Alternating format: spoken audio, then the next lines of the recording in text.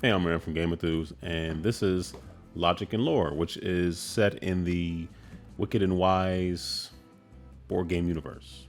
That's the thing. There are board game universes now. I mean, obviously. So it says, see, it says a Wicked and Wise game.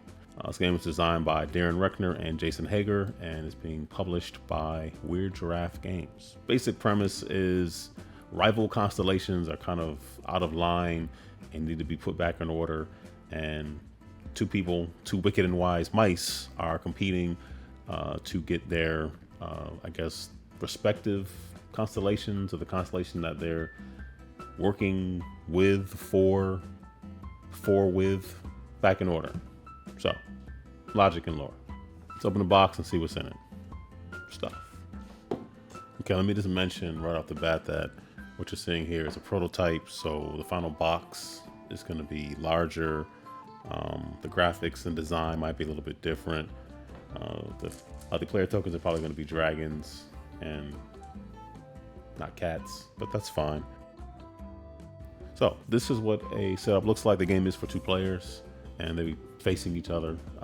Hopefully, one player on this side playing with the sun, other player playing with the moon, and you see there's 1 through 9, and they're double-sided. Or you know what I mean. The object of the game is your cards 1 through 9 are also in front of you. You just don't know what the order is, and the object is you want to put them in the right order.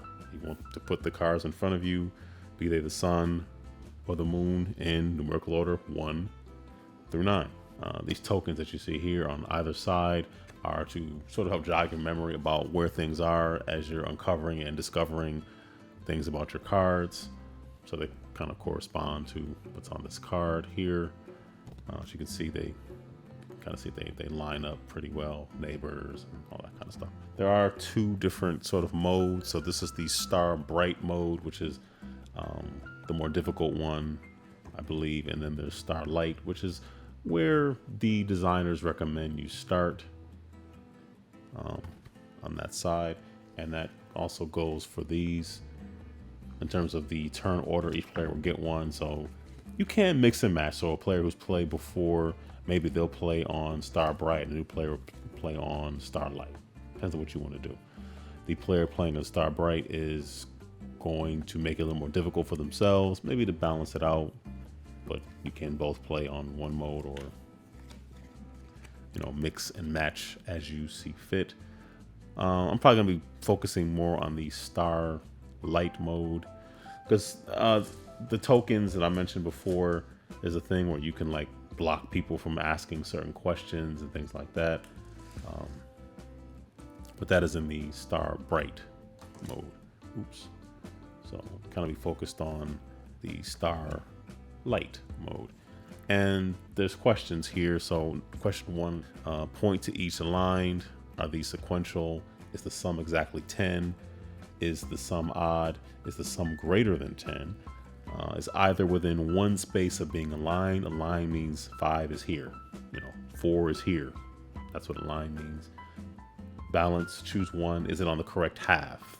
A correct half meaning, like 1 through 4, kind of 5 being in the middle, and then 5 through 9. 8 is if swapped, would either be aligned, and then 9 is point to the greatest. And these are questions you can ask your opponent in order to figure out what your things are, because what you're doing is on your turn, you're lifting up 2 cards to your opponent to see. You don't know what they are. Your opponent can see, but they have to answer your questions. And in answering your questions, you begin to learn things about the potential order of your cards.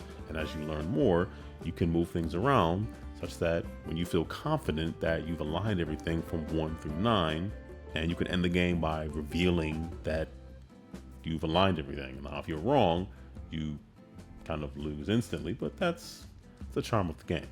If I mentioned the black holes, where you're substituting you shuffle these in, and you can still answer some of the questions based on the black hole cards, because, hey, which one's larger? Well, this one is larger than this one, but you won't know that it's a black hole. You might be thinking it's a number. So, and I guess they'd never really be aligned. I guess you'd align everything else. So this just creates a different challenge if if you wish to have that, but you don't have to do that, obviously. So let's say on a turn, you can, well, if you actually just follow what it says on your card, and it says optional. So the first thing you can do optionally is move the heavens, which means you can move any of your face down cards. So you could move stuff around as you see fit on your own side. Also optionally, you can align the stars. This means optionally you can reveal all your cards and you either have them aligned or you don't. Those are two things you can optionally do at the beginning of your turn. You don't have to, you can. But what you're definitely going to want to do throughout the game is what's called choose a focus. And it's right here. Each player would get the card. Choose the focus. So you would just choose 2 cards, show them to your opponent. And when you're showing your opponent, you can ask the question. So you keep asking questions until the answer is yes. Once your opponent says yes to a question, then that stops the question you can ask. You can also skip questions. Some questions might end, if you already know the answer, they might end your inquiry early. So maybe you know something already. And if you know the sum is odd already, maybe you want to skip question 4 because you know it's going to stop the inquiry, but you want to keep going to get more questions answered. So you want to go to 5, 6, what have you.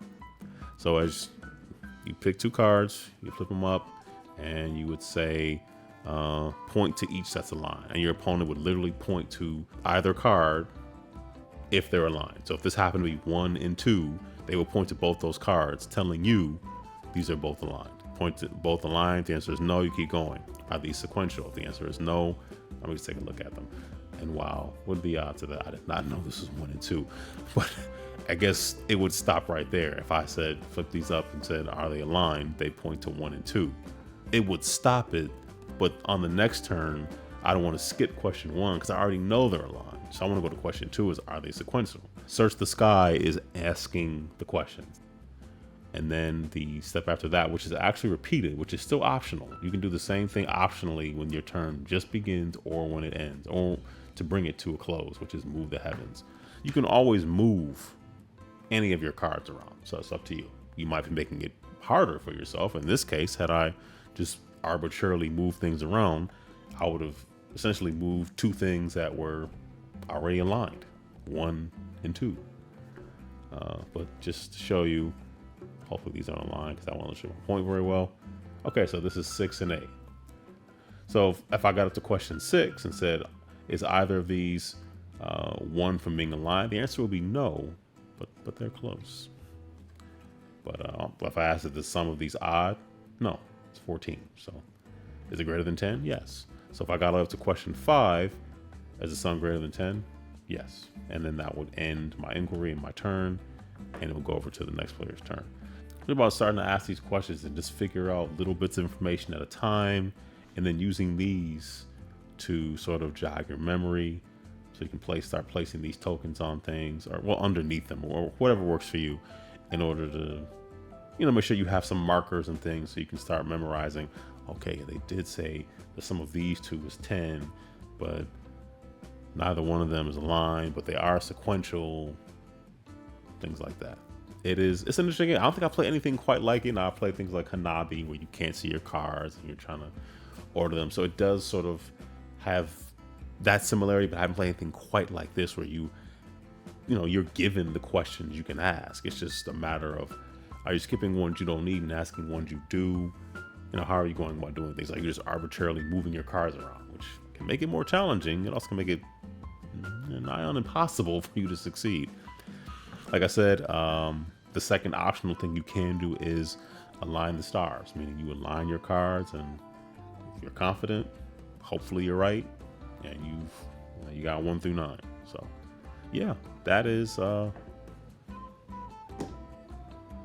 Logic and Lore, a Wicked and Wise game. Or, like I like to say, you can say that it's part of the Wicked and Wise tabletop game universe.